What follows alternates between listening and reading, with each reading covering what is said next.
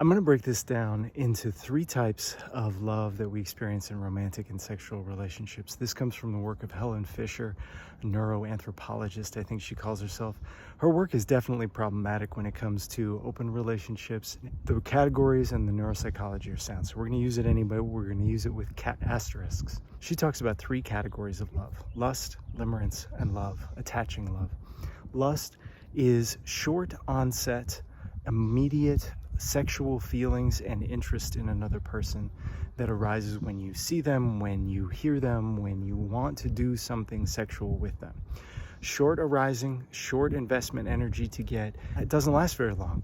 After you orgasm, after the person goes away, after you haven't seen them for a while, lust dissipates. Next thing that's sexy moves on to them. Let's talk about limerence. Limerence sometimes is what we talk about as falling in love.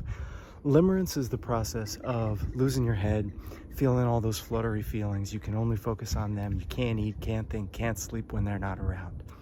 It has a lot of problems, especially for men, because in limerence, we get stuck in these stories in our head, and we need help grounding ourselves so that we don't do stupid or threatening things, even though we don't intend to, with our partners.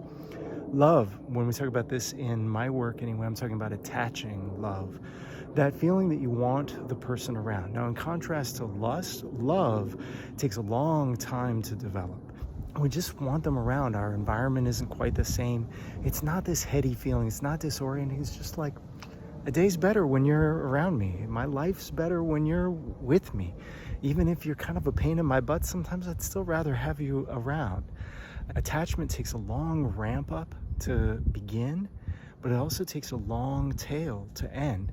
In fact, it may never. Even if your partner leaves you, even if they die or pass on, you might still have that feeling of attachment for them.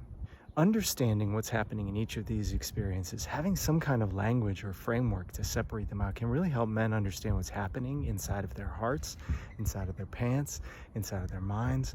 And then it can help them communicate with the other person about exactly how I'm feeling about you, what I'm hoping to have happen in a relationship with you. And that's how we begin the consent process, whether it's sexual or relational.